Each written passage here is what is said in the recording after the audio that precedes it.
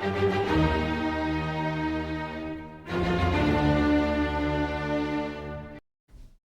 everybody, welcome to the crew.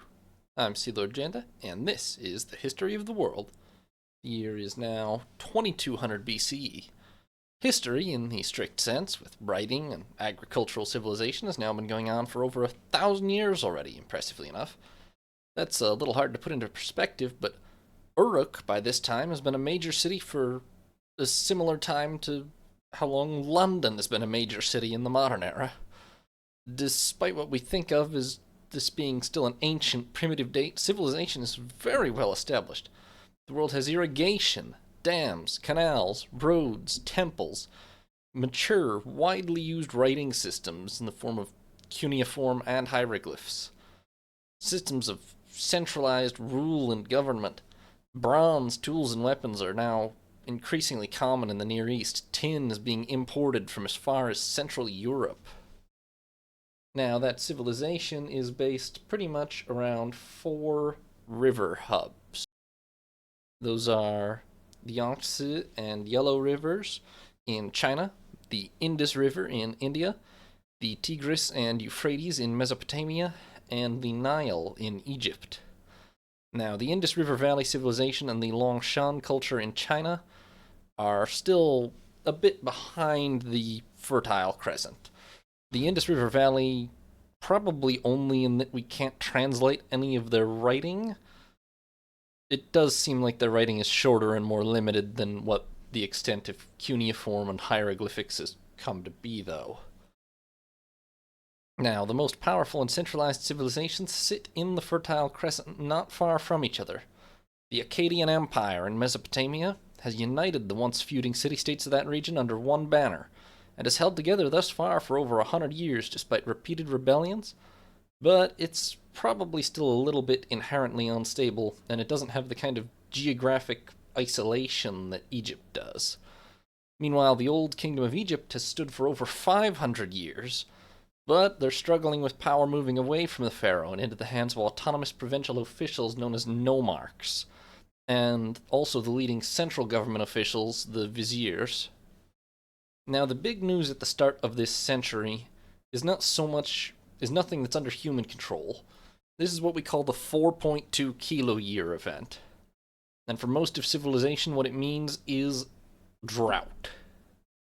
Humanity is more populous than ever before, more capable of ever before. We have much more mastery of our environment than any other species.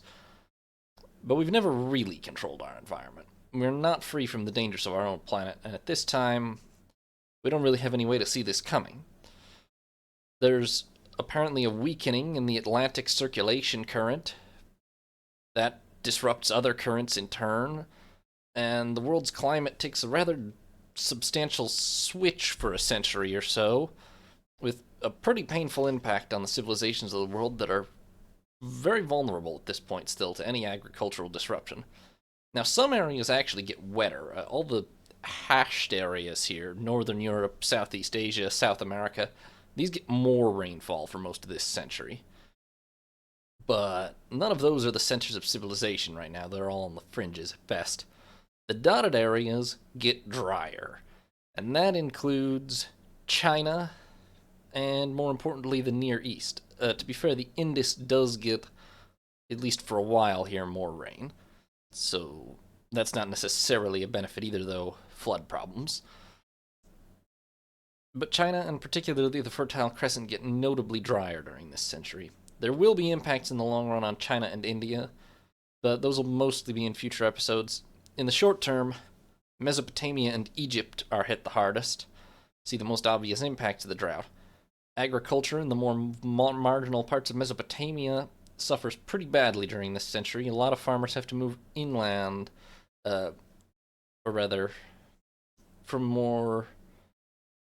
they have to move to more fertile areas closer to the Tigris and Euphrates or closer to the Persian Gulf in search of land. Egypt, meanwhile, sees a series of very low or entirely failed Nile floods, which is pretty catastrophic to their entire agricultural way of life. So 2200, the Akkadian Empire is ruled by Sharkali Shari. He's ruled for 17 years already. It's been a pretty prosperous time. He's built temples, he's embarked on at least one royal progress around his realm.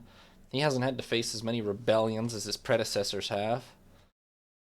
The only real threats, the Gutian and other nomadic peoples to the northeast, and Sharkali Shari has pretty much been holding them in check and continues to do so for the remainder of his reign, which lasts another 7 years, for a total of about 25 years on the throne, before he dies in more or less 2193 BCE. Unfortunately, he doesn't have a clear heir, and upon his death, the Akkadian Empire descends into chaos. The king list, that's one of our major source for the chronology of kings, states directly, then who was king? Who was not the king? Igigi, Imi, Namun, Ilulu. 4 of them ruled for only 3 years. And, well, yeah, in the next 3 years, no less than 4 men, Igigi, Imi, Namun, and Ilulu, all claim the throne of the empire, before it's finally reunified by a certain Dudu of Akkad in about 2189. This guy, this is his name. Now, reunified, however, bit of a stretch. We're not sure exactly what Dudu holds on to. It includes Akkad and the core administration of the state, but the empire is definitely never fully recovers from the chaos after Sharkali Shari's death. It's not even clear how Dudu came to take power, really, or what exactly his relationship to the ruling family is. He may be a son of Sharkali Shari, but this is not confirmed. And we have found seals naming him simply King of Akkad, which suggests a grossly reduced territory, not even claiming the kingship of Sumeria, let alone the 4 corners of the world that his predecessors claimed. He has to campaign, it seems, to the south against not just Elam, but also against Umma, against Girsu. He sacks Girsu, but maybe doesn't manage to sack Umma. Almost certainly doesn't reclaim all of Elam. Most likely he reigns over the core areas of northern Mesopotamia or upper Sumeria around Akkad. Probably limited control of downstream Sumeria, closer to the Persian Gulf. And he's probably paid lip service at best in the non-core regions of the empire. But he does hold what's left of the empire together pretty well, and rebuilds some strength. He's able to hold on to the throne for 20 years before he dies in 2169, and is succeeded by his son, Shuturul. Now, Shuturul's succession isn't challenged, but he still only has the core areas of Akkad and some influence in Sumeria, and he holds that realm during an unfortunate period, the worst of the droughts of the 4.2 kilo-year event. A lot of the rain-fed northern farmland around Akkad becomes more or less unworkable. Probably. The 4.2 kilo-year event is still somewhat controversial and uncertain, but I'm presenting the best theory of the theory of events that makes the most sense to me, at least. So that farmland becoming increasingly unworkable forces farmers to move inwards towards the rivers, and in many cases down towards Sumeria proper near the Gulf, which considerably erodes the food surplus traditionally maintained by the Akkadian Empire, which was a big part of their power base. Now, whatever the exact events are, Shuturul is the last king of the Akkadian Empire. In about 2154, the remnants of the empire are invaded by the Gutians from the northeast and more or less destroyed. Shuturul is presumably killed, and after 180 years on top of the Mesopotamian power structure, the Akkadian Empire passes into the pages of history. Arguably the first empire in history and the first to fall as well, depending on how you see the Old Kingdom exactly. In the wake of the fall of the empire, there is no real dominant power left in Mesopotamia, nothing on the same level as the Akkadian Empire. The Gutians are not really given the status of a civilized power by the surviving Sumerian accounts. Now, those accounts are quite biased, without a doubt, but they claim that the Gutians are basically a nomadic people that don't know how to farm or live in cities, and they struggle to adapt to the situation in Mesopotamia. Even if that's untrue or exaggerated, they almost certainly worship different gods, and probably are not really appreciated by the peoples of Akkad or Sumeria. That said, they do at least briefly establish themselves as masters of the north, and briefly conquer Elam as well, but their reign is unstable and unhappy. And they soon suffer from famine worse than their predecessors due to they don't have the bureaucratic structure to manage the grain trade. The Akkadian Empire had an extensive bureaucracy, central management of the grain trade and distribution, and the Gutians apparently don't have the capacity to do that properly. As a result, the food situation gets quite a lot worse. Meanwhile, to the south, the Sumerian city-states, which were, of course, subjugated for nearly 2 centuries by Akkad, have not forgotten their roots. They quickly re-established their independence with the likes of Uruk, and Lagash contending for power. They probably pay tribute to the Gutians for a time, but it doesn't really last. Now, it lasts a little while.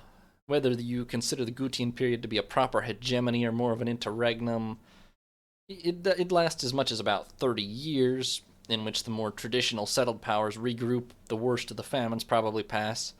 In 2119, this man, Utu Hengal of Uruk, having apparently unified the major Sumerian cities under his rule, defeats the Gutian king Tiragon, and drives the Gutians out of Sumeria proper. Or at the very least, greatly reduces their power and influence in the region. Utu Hengal takes the title King of Sumeria, but rules only 7 years before he's killed while inspecting a dam. Possibly an act of foul play, but dams are dangerous, so hard to be sure. He's succeeded in 2112 by Namu of Now, Namu here, well, the events of his rise to power are not very clear. It seems like he's the son-in-law of Utu Hengal, and was probably made governor of by Utu Hengal. So he might be the legitimate heir, if Utu Hengal had no sons, or at least if they were too young or disliked. In any case, Namu has a very strong power base and some claim via being married to Namu's daughter, to Utu Hengal's daughter. And there may be not actually any actual fighting involved in Namu taking the throne of and of Uruk after Utu Hengal dies. He apparently then defeats Lagash and more or less unifies Sumeria under his rule, having been an accomplished general before Utu Hengal's death. With most of Sumeria united under him, Namu campaigns northwards, claims the cities of central and northern Mesopotamia, formerly ruled by the Akkadians, for himself, and is crowned at Nippur, where he becomes founder of what's called the Third Dynasty of or sometimes the Neo-Sumerian Empire. This is not as large as the fallen Akkadian Empire, but it does unify Sumeria and Akkad once again, and after a successful eastward campaign, it even controls much of Elam. This here is more or less the boundaries of the Third Dynasty of with the darkest shade being their core territories in Sumeria and Akkad, and then the lighter red being their peripheral territories in Elam and up to the north on the Tigris. The green actually indicates that the level of the Persian Gulf was still much higher than it is nowadays. It's been steadily silting up for, well, millennia. Partially as a result of our intensive agriculture on the Tigris and Euphrates. So military conquests aside, Namu rebuilds and repairs many roads, temples, irrigation canals, and other structures, sponsors major building projects across the new empire, really rebuilds from the chaos of the Gutian period. He marries his family and children to important officials and generals to secure stability, and he publishes a code of laws, the Code of Namu. This mentions your typical things for an early code of law. It's not a long read, actually quite an interesting one. You can look it up yourselves if you want. Among the highlights, murder, robbery, and rape of a virgin free woman all carry the death penalty. Note the several qualifiers there. Most acts of violence are punishable by fines. 2 shekels for a lost tooth, 10 for a foot, 30 for an eye, 40 for a nose, 60 for a limb. Kind of feels like it undervalues a foot to me, but I'm not an ancient ruler, what do I know? There are also laws about marriage, about divorce agreements. A husband can basically pay for a divorce with a one time payment. Perjury, the use of fields, dealing with slaves, a lot of topics. I mean, not as comprehensive as a modern law code, but fairly covering the major cases, including agricultural stuff and other things that are very relevant to a civilization in this era. He also commissions the construction of this quite impressive grand ziggurat of Ur. Only the small ruined portion at the top of this image is original, but the rest was recreated during the Hussein years. But by 2100, Ur-Nammu has ruled for 12 years. He's laid the foundations for a new empire to succeed that of the Akkadians. There are still threats around. The Gutians, not totally suppressed. The Elamites, conquered for now, but definitely still a threat. Other tribes hanging out in the mountains beyond the borders. The borders are not as big as those of Akkad either. And the salinification in Samaria is getting worse and worse. The drainage system into the Gulf is not really adequate. The Gulf itself, as I said, is slowly silting. There's a lot of evaporation in the irrigation canals, and a lot of them are kind of stagnant. And this leads to salt buildup on the land, which reduces crop yields, of course. They are beginning to shift to growing barley instead of wheat because barley is more salt resistant, but this kind of is only staving off the creeping problem here. Meanwhile, in Egypt, Pepi II Neferkare has sat the throne for 60 years, over 60 years. He took it at the tender age of 6 and was forever immortalized at the tender age of 6 in this statue of himself ruling while sitting on his mother's lap. That said, this does make him one of the longest reigning rulers ever. The Old Kingdom has continued to be fairly prosperous, continues to dominate its surroundings, but the decentralization has steadily continued. With a lot of power is in the hands of Pepi's viziers and nomarchs instead of the pharaoh himself. But there's an impressive weight, inevitably, to having sat the throne for so long. There's a sense of certainty and stability that comes with a monarch reigning for 60 years. He even probably saw the comet Hale-Bopp when it was visible from the Earth in about 2225, and it won't appear again for over 4,000 years. His pyramid notes a long-haired star as a companion to the pharaoh, so they probably did see it. Whole generations have grown up under Pepi II. By the time he finally dies, they're not entirely certain date, and is buried in his pyramid at Saqqara, possibly as late as 2184, although this would have him live to about 85, but that's not wholly outside the realm of possibility. If he was lucky enough to avoid any major diseases or injuries, which, I mean, he was a pharaoh. He had the best of everything, obviously. Still a long lifespan, but unfortunately for Egypt, it turns out by the time he dies, the old pharaoh is about the only thing left holding the kingdom together. Not quite. His successor is his son, Maranre Nemtiemsaf II, and nothing collapses immediately when he takes the throne. He's the son of Pepi II and his wife Neith. He's been the established heir for a very long time already by 2100.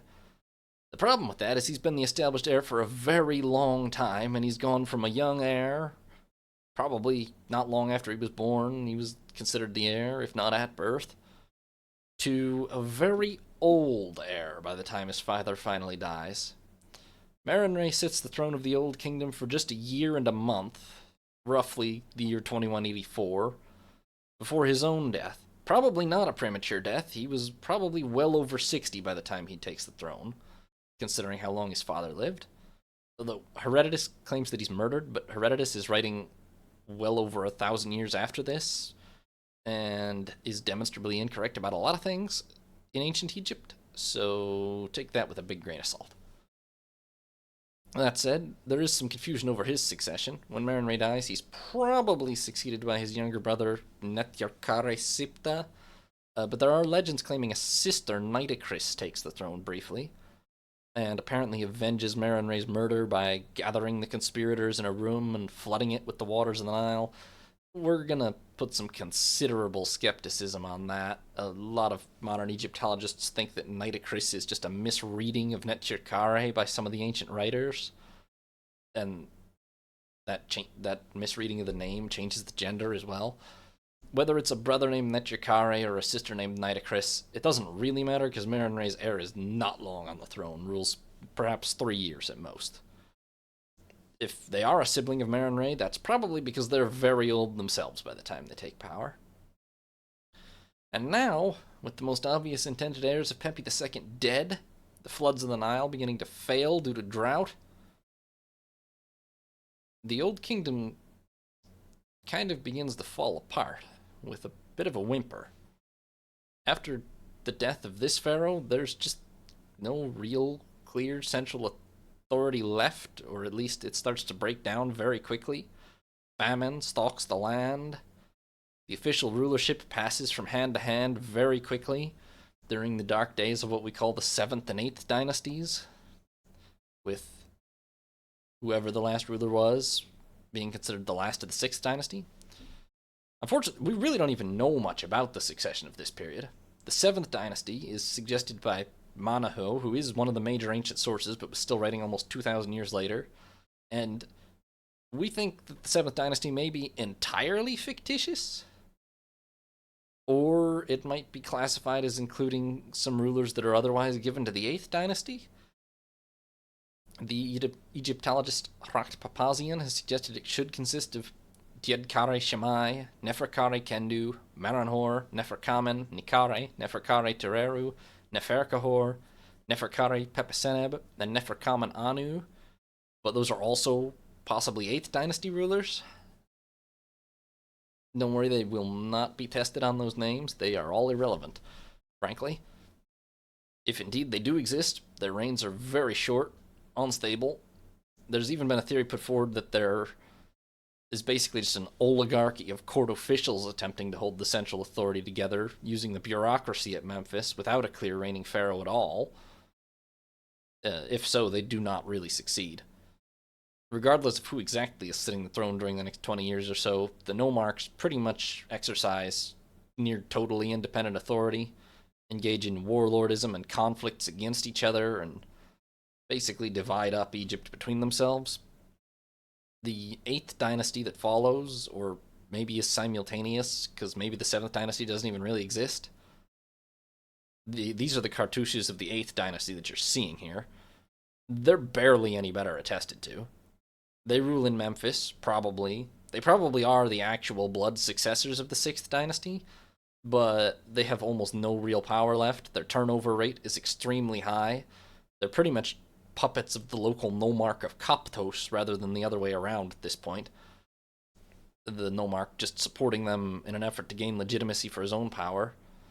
These rulers would be Menkare, Neferkare II, Neferkare Nebi, Kakare Ibi, Neferkaure, not Kare, add an extra U in, Quiwehepu Neferkauhor, and Neferirkare, plus the ones I named as 7th dynasty, also part of the 8th dynasty, probably, which depends mostly on whether you think the 7th dynasty even existed, which most people don't. Out of all of these, everyone I just named, something like almost 20 rulers, the only ones who we have actual hard evidence for, and even then pretty much weakly, are Neferkare Nebi, although he claims to be a living sibling of Pepi II, which would require him to be pretty outrageously old. Kakare Ibi, who at least does definitely exist, because he builds himself a pyramid at Saqqara, albeit it's a very small pyramid, only 21 meters high, which is an obvious sign of the ongoing decline. And also Neferkaure, Quiwehepu Neferkauhor, and Neferirkare, there is at least evidence that they existed, albeit not that they did much.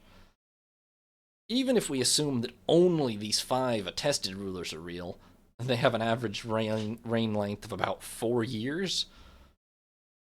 Whatever actually happens in these crazy years of the 7th and 8th dynasties, the basic truth is pretty clear.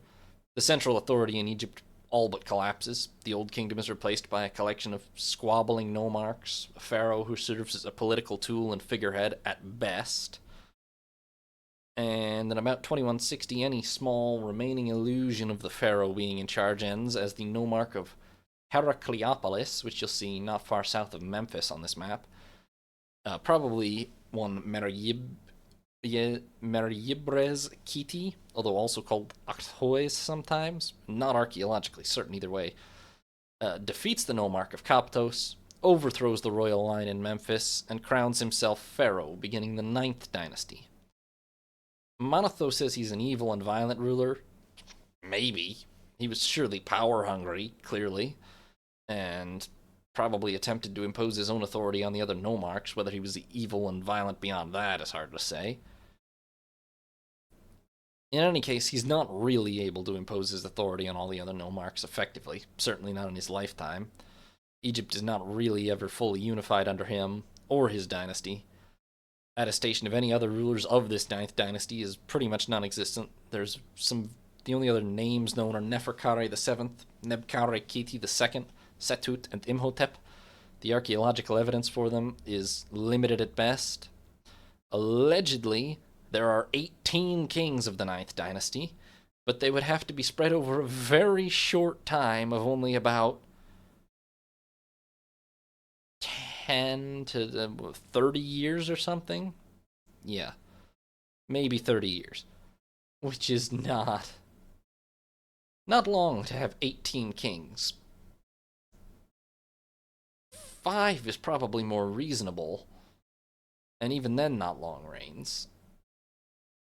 However, there is a claimant to the throne again, not related by blood to the old claimant, but just the first power-hungry nomarch to claim it. And not the last, because the 9th dynasty of Heracleopolis might be the leading power of Lower Egypt and holds the old capital at Memphis, but another dynasty rises in Upper Egypt sometime between 2150 and 2130, which we will call the 11th dynasty. Don't mind me skipping the 10th, we'll get back to that. Now, this dynasty is created by the nomarchs of Thebes, one of the other major cities of Egypt. Intef the Elder is considered their spiritual founder, but it's his son Mentuhotep I who more definitely assumes power in about 2134. He still doesn't take a throne name, though, so they don't actually claim the title of pharaoh yet at this early date, but they pretty much rule between Abydos and the First Cataract. They probably don't rule all of that yet, but they're consolidating it, or beginning to. Meanwhile, in the north, the 9th dynasty is succeeded by the 10th, from the same line in Heracleopolis. It's not really clear to me why they're separate dynasties, even. Blame the ancient historians who first broke them up into all these dynasties. Allegedly, there are another 18 kings for the 10th dynasty, of which we know only 4 names: a founder, Meri-Hathor, who may not even exist; Neferkare VIII. Note, everyone is massively overusing Neferkare as a name to try and legitimize their rule, because Pepi II's regnal name was Pepi II Neferkare, Wakare Kiti III, and Merikare. So it's Wakare Kiti III who finally manages to stabilize things a bit. He reigns as much as possibly 50 years, at least several decades. He repels various Asiatic peoples who are probably nomads from the Levant or maybe the chaos in Mesopotamia. He drives them out of the Nile Delta with the aid of the local nomarchs. They're still somewhat autonomous, but no longer openly rebellious. And in general, he gets a hold on things in the north. Meanwhile, in the south, the 11th dynasty's succession passes from Mentuhotep I to his son Intef I.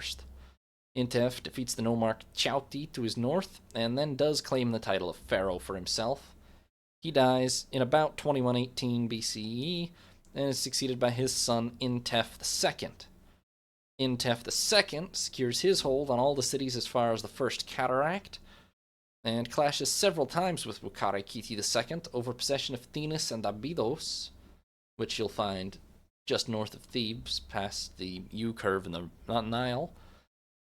Wakare Kiti apparently briefly takes Thinis, but his troops run out of control and sack the sacred necropolis in Abydos, which is a heinous act which probably costs him a lot of support, and the Thebans are able to retake the cities. Both sides then make peace, which will last for the remainder of the long reigns of the two claimants. So, you follow all that? Here's the sum. 2100, Egypt has finally begun to stabilize after 70 years of pretty much total chaos. Two families of powerful nomarchs have risen to the top. The 10th dynasty, as now represented by Wakare Kiti II, rule Lower Egypt in the north from Heracleopolis, or maybe from the old capital at Memphis since it's symbolic, but they hail from Heracleopolis at least.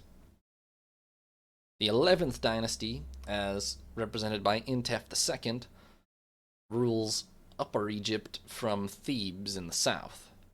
After a initial fight between them in which Intef took Thenis and Abydos, they are now settling into an uneasy but surprisingly lasting peace. Neither monarch believes they have the power to unify Egypt by themselves now, and they're basically building up their power and regrouping, which they desperately need because Egypt has been in a state of chaos for as much as 80 years since the collapse of the Old Kingdom, 60 since the final destruction of the Old Dynasty in Memphis.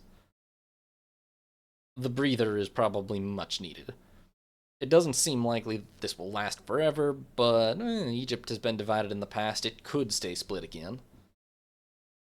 So it's been an exceptionally tumultuous century. The Akkadian Empire and the Old Kingdom are no more.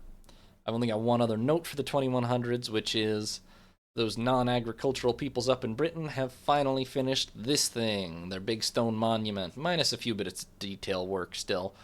We still don't know what they've stacked all these stones up for.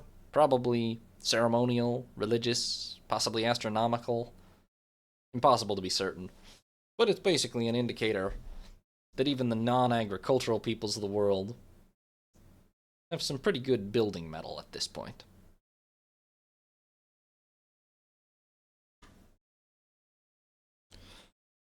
So from there we pass 2100 BCE to 2000 BCE, or the century of the 2000s. In Mesopotamia, the Neo-Sumerian Empire is in a place of relative strength as we reach 2100. Ur-Nammu has led the third dynasty of Ur for 12 years. He's rebuilt most of what was lost in the fall of the Akkadian Empire, new temples and monuments, issued a code of laws, built a new bureaucracy, state building, plain and simple. But the new state is still threatened, and in about 2094, Ur-Nammu is killed while campaigning against the Gutians. This does not actually herald a renewal of the Gutian threat in the long run, however.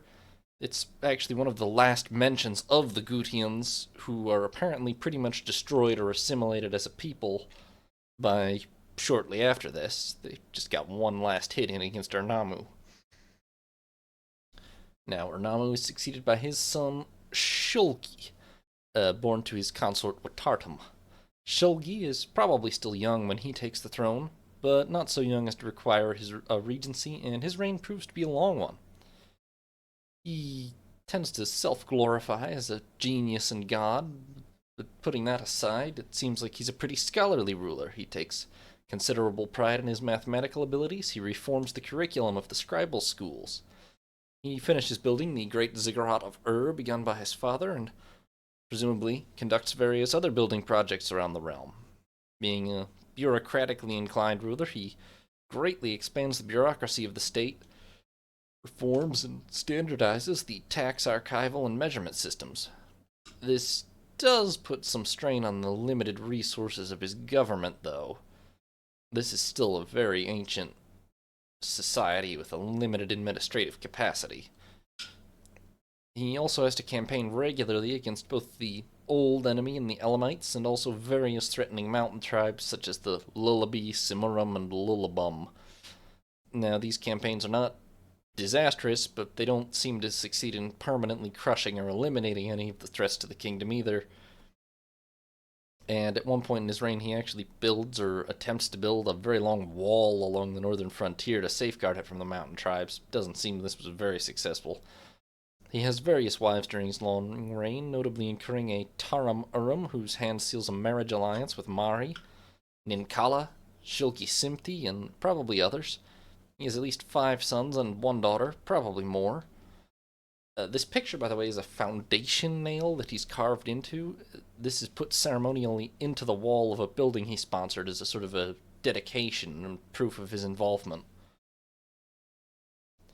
Now, he finally dies after a reign of 48 years in 2046 and is succeeded by his son Amar Sin. Amar Sin, also seen in nail form, does not reign anywhere near as long as his father, and a lot less is known about his reign. He conducts a few campaigns against the bordering tribes and in Elam, not that successfully. He has to deal, apparently, with the internal machinations of at least one of his brothers, Shu Sin, and he briefly replaces the traditional Imperial Guard with a new unit of his own creation, which then disappears after his death. There are also several provincial officials that are ousted only to return after his death.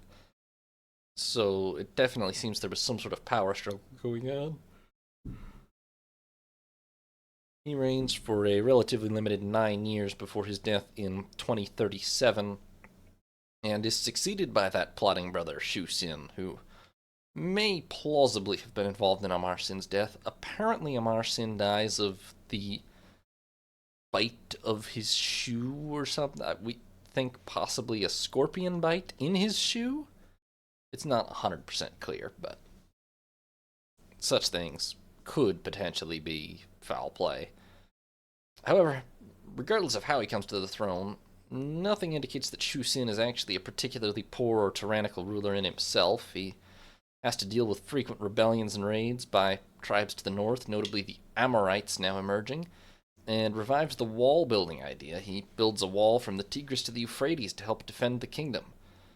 In a big win for him, he's also the subject of the world's oldest known erotic love poem, probably written as part of a ceremonial ritual of marriage between himself and the goddess Inanna, stood in for by one of her earthly priestesses, which was thought to bring fertility and prosperity to the realm in the sense of both crops and also children. He rules for another 9 years, like his brother, before dying in 2028, and is followed by his son, Ibisin. Ibisin, well, he doesn't bring the empire to prosperity. His father had already been struggling to hold off Amorite raids, but the problem quickly becomes critical under Ibisin. The wall between the Tigris and Euphrates is apparently breached or overrun, and in the 7th and 8th years of his reign, the price of grain skyrockets as famine sweeps the land, increases by 60 times. Ibisin fights on for more than a decade thereafter in a long, and as it turns out, a losing battle. He fortifies heavily, along with Nippur and other critical cities, but other cities break away one by one, looking to their own defense, offering tribute to the Amorites or other attackers. Ibisin's reign is actually pretty long, but by the time he's spent 20 years on the throne, his empire is practically destroyed, and he's forted up in itself. And in 2004 BCE, the Elamites, which for over a millennia now have pretty much been the favorite victim of the Sumerian powers, finally get a big blow back, as King Kindatu of Elam is able to sack itself, leads Ibisin back in chains to Elam, and carries off much of the wealth of the city. So ends the third dynasty of also called the Neo-Sumerian Empire, after a little over a century on top in Mesopotamia. In its wake, Mesopotamia is pretty much divided between Amorite and Elamite spheres of influence, at least in the short term. As we reach 2000 BCE, the situation is quite unstable. It's anyone's guess what the long-term balance of power might look like in the wake of this collapse. There's really nobody who can claim the whole region at this point. Incidentally, by this time, Sumeria is no longer really Sumerian. Various Semitic languages, principally Akkadian, are the most widely spoken languages among the commoners throughout the whole region by now. Old Sumerian is actually now what we call a sacerdotal language. It's a mainly written language used by scribes and by priests rather than commoners, similar to the role that Latin would fulfill a couple of millennia later. Spoilers. Egypt, meanwhile, begins the century still in the grips of the first intermediate period. The long-reigning kings Wakare Kiti III of the 10th dynasty in Heracleopolis, on the left there, and Intef II of the 11th dynasty in Thebes on the right are competing for power, but after the war fought between them in their youths, they maintain the peace throughout the remainder of their long lives. Egypt divided, perhaps unstable, but not in a state of such total chaos anymore. Really, both of these two are probably partially not warring with each other because they're consolidating their own positions, reining in the autonomous nomarchs, and setting the stage for the future. If they don't fight, their heirs will. And they have to get the situation under control a lot more. Wakare Kiri III is the first of the two to die, probably in about 2075. He's succeeded by his son Merakari, who maintains the peaceful policy of his father, apparently accepting his inability to reunify Egypt. Intef II, in turn, dies in about 2069 and is succeeded by his son Intef III. Intef III weds his probable sister Ea, and probably another woman named Tenite, among others.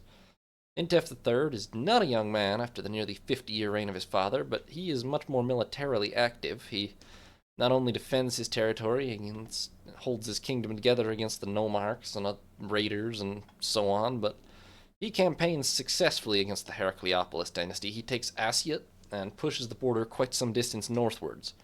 He also does some construction work, but probably a lot of his reign is focused on the war. He might have achieved more, but he dies in 2061 after a relatively limited 8 years on the throne. He's improved the state of the standing of the Theban dynasty, but hardly struck a knockout blow. Things remain in the balance in Egypt. He's succeeded by his son via Ea, Mentuhotep II. Mentuhotep II is a young man when he takes the throne, but he will have a long life. He takes a considerable number of wives, his sister, Neferu II, and also Tem, Kawit, Sadeh, Ashiyet, Henhenet, and Kemsit, and potentially others. He's young, untried, maybe even a child when he takes the throne, and the peace lasts for another 14 years, potentially while Mentuhotep is basically growing up and securing his power in his kingdom. But an incident of some sort at Thenis sparks the conflict back into life. Whether this was an attack by Merakari or something else is not that clear to me. It seems like it's been conflated with the sacking of the Acropolis at Abydos a bit. But it seems like the sacking of the Acropolis is more typically attributed to having been during Intef II's reign against Merakari Kiti III and Wakare Kiti III in the last century, so, well, whatever the exact nature of the incident, the war finally resumes and lasts quite a long time. The exact events of this are not that clear, by which I mean they're almost entirely unknown. It may not have been actually a continuously active war, but, well, assuming it actually didn't resume until about 2045, it might have been fairly quick. Possibly as early as 2040, maybe as late as 2020. The end outcome, regardless of the exact events, is that the Heracleopolis dynasty crumbles. Apparently, it lasts only a few months after the death of Merakari. Probably what happens is a gradual process in which the 10th dynasty itself and Heracleopolis collapse in about 2040, and Mentuhotep II takes Heracleopolis and Memphis, but it takes another 20 years to fully conquer all of the remaining holdout nomarchs and finally unify Egypt in full. This is a highly unproven theory, but it does reconcile the timeline pretty well, I think. Whatever the exact timing, we can say for a certainty that Mentuhotep II finally reunifies Egypt after more than a century of chaos and division, and he becomes the first pharaoh of what we will call the Middle Kingdom. Not content with merely reunifying the country, he also campaigns southward into Nubia as far as the Second Cataract of the Nile, reasserting Egyptian control. He reestablishes a presence in the Sinai Peninsula. And more important than mere military success, he does the really needed work. He permanently reorganizes and reins in the nomarchs, rolls back some of their autonomy, appoints centrally based governors, viziers, treasurers, generals, and other officials to administer the country from Thebes, which is now the capital, appoints mobile officials to oversee the nomarchs more directly, keep an eye on them. He builds many new temples throughout the land, the greatest, as usual, being his own mortuary temple, which is at Dir el-Bahri, not far from Thebes. His temple, aside from being in a much different location than Old Kingdom temples, also breaks substantially with their architectural traditions, and he's the first ruler in quite a long time who could have built a pyramid and chooses not to, instead building a less physically imposing but very lavishly decorated and large still high temple and valley temple, with the high temple being sort of in the desert and linked to a valley temple closer to the river by a causeway. That arrangement is actually common. The pyramid was the center of the high temple complex in the Old Kingdom, but there are many stylistic and architectural differences, which don't matter enough to the grand sweep of history to go over in extreme detail here, but there's a significant break, and it's sort of a more Theban style instead of a Memphis style in a sense. In the temple, the pharaoh was identified with Osiris, so the importance of that god has only grown during the intermediate period.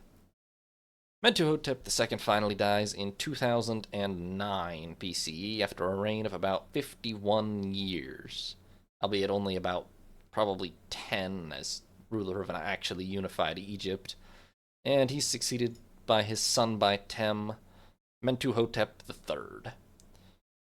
Mentuhotep III is at least middle-aged already when he takes the throne, and he continues the work begun by his father, rebuilding Egypt's glory, constructing new temples, although he never finishes his own burial temple. He marries at least one woman, Emi. He sends an expedition south to trade with Punt, which is the first trade expedition to Punt in 200 years or more since the fading days of the Old Kingdom under Pepi II. Now, the expedition actually has to fight its way through rebels on the way, which gives a hint to how unsettled the young Middle Kingdom still is, but it successfully travels down the Red Sea and returns with incense, gum, and perfumes.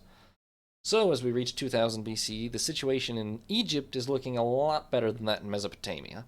Mentuhotep III is by now old and probably won't live much longer, but the new Middle Kingdom that his father established and he inherited looks not perfect yet, but increasingly stable and likely to last. Now, the rest of the world. There will be more detailed discussion of the situation in the Indus and China in the next episode as we head towards 1900 BC, but it definitely warrants a mention that tradition would have that the Xia dynasty of China, its semi-legendary first dynasty, is supposed to have been founded about this time on the Yellow River, with the officially given modern date being 2070 BCE. Now, this is a controversial subject. I'm going to try to approach it as factually as I can to the best of my understanding, as I do with everything, to be fair, but I hope everyone can remain level-headed about it, not tie themselves too much to the exact facts of what anyone's ancestors may or may not have been doing 4,000 years ago. Unfortunately, this is a subject that's become a bit tainted, perhaps, by the association of much of the modern research into it with the Chinese Communist Party and the risk of it being subject to various political motivations, particularly to emphasize China being as unified and as ancient as possible.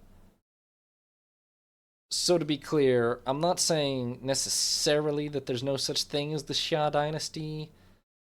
For my penny for my thoughts, there probably is some real early state along the Yellow River at this point, or at least there's certainly some kind of semi-organized civilization. But here's the bottom line, is there is no substantial contemporary evidence demonstrating the existence of the Xia dynasty. The earliest sources describing it are from almost 2,000 years later, which is not necessarily that uncommon in the West. In terms of the likes of Herodotus or Manetho, were writing similar periods after when they talk about ancient Egypt or Sumeria. But there is one key difference, which is that excavation of ruins and tombs and etc. in Egypt and Mesopotamia has found hard evidence and relics datable to this time, bearing the written names and accounts and records of events then, not in extreme detail and often very limited, but enough to know for a fact that much of this happened. And we have just no such evidence with regard to the Xia dynasty. There is something developing called the Erlitu culture succeeding the Longshan culture in China. This is often associated with a potential early state or civilization, which later came to be known as the Xia, but this doesn't necessarily work smoothly with 2070 being the founding date either. Apparently the most modern Chinese radiocarbon dating from their Shashangzhou chronology project suggests dates as late as 1700 sometimes for the bulk of the Erlitu culture, BCE that is. And they may have had to stick with 2070 out of political pressure rather than hard evidence. So, bottom line, what do I say is actually happening in China right now in the 2000s BCE? Most likely, the pressure of the 4.2 kiloyear event, or just natural development, as indeed means that there's some kind of early state, or that certainly there's some kind of civilization along the Yellow River. That's been the case for quite some time. It may indeed be developing into a more centralized and modern form at this point, but all of the details that we allegedly have of the Xia dynasty have to be considered more or less legendary or fictional. We have no real idea of any actual details of events that were occurring at this time. And even if they are, the legends that we have are entirely true, it's most likely that there are dozens of small, only slightly less advanced at worst states scattered around both the Yellow and the Yangtze rivers, which the Yangtze is commonly basically excluded from the history of early Chinese culture, and that's probably just flat out incorrect. So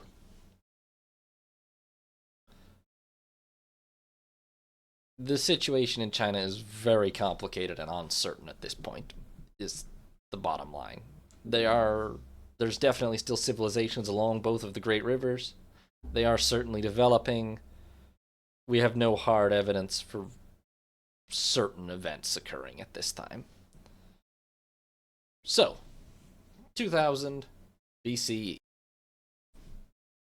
It's been a little over 4,000 years, or it is a little over 4,000 years until what rumor has it might be the present. Civilizations had a pretty tough time of things over the last 200 years. The Old Kingdom in Egypt and the Akkadian Empire are no more.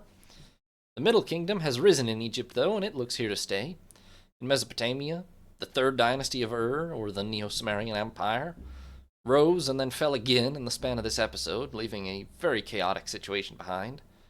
Civilizations along the Indus, Yellow, and Yangtze rivers are all struggling, probably a result of the unsettled climate from the 4.2 kiloyear event, but potentially also many other causes.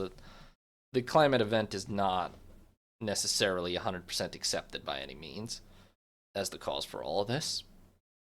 In any case, things are not stable anywhere in the world right now, except maybe in Egypt they're settling down now. Who knows if even that'll last. So, what will be the long-term fate of India and China? Who will succeed Ur on the top in Mesopotamia? Subscribe, and tune in next time to find out. Oh, and episodes will be cutting back from 200 to 100 years long from here on out, because things are getting denser and denser, and they'll probably stay that way for the next millennia or so before we have to shorten it again. Thanks for watching.